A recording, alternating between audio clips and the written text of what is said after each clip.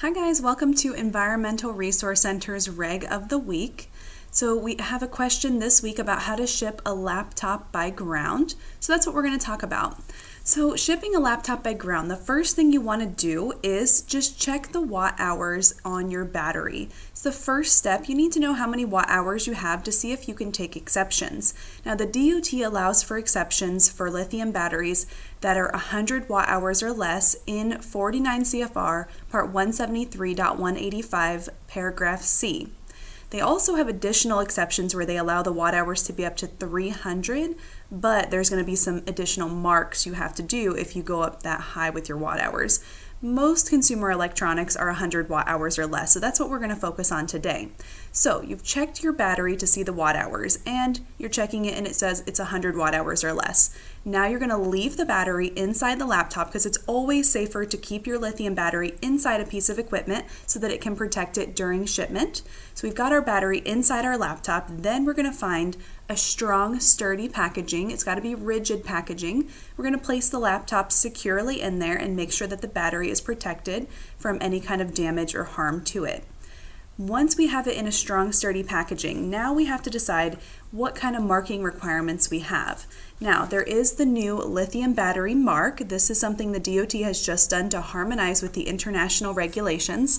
And to use this mark, you're just going to fill in the UN number, which is 3481 for lithium batteries in equipment, and a telephone number for additional information. And this does not have to be a 24-hour telephone number. It can just be any number that they can call your number for additional information.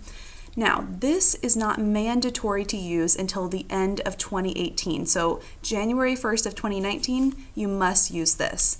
But the DOT before this never had a set marking requirement. But what a lot of people would use to fulfill what marks they did want, like the name of the battery, what to do in case it was damaged, the telephone number, was use the lithium battery handling label. This handling label is an industry standard. It's required for air, but people use it for ground as well. So if you don't have the new lithium battery mark yet, you can still use the lithium battery handling label until the end of 2018. Now, you do get an exemption from using either one of these if you have no more than 2 batteries inside a piece of equipment and no more than 2 boxes per consignment. So that means per shipment. If you are sending a shipment from one address to another receiving address, that's your consignment. If you have no more than 2 laptops in the box and no more than 2 of those boxes per shipment, then you actually get an exemption from having any marks on it. You don't have to use this. You don't have to put any kind of declaration for your lithium batteries. So that's no more than 2 batteries in equipment and no more than 2 of those boxes per shipment. So you get out of all the other requirements. There's no placarding, no shipping papers, nothing else is required for these batteries. So just ensure that you keep the battery in equipment. It's under 100 watt hours. You've put it in a strong, sturdy package, and then apply the lithium battery mark or handling label when it's required. But you also have the opportunity to take that exemption if you're shipping no more than 2 batteries inside equipment and no more than 2 boxes per consignment.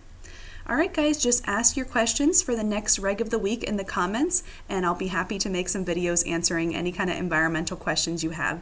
Thanks for watching your Reg of the Week with Environmental Resource Center.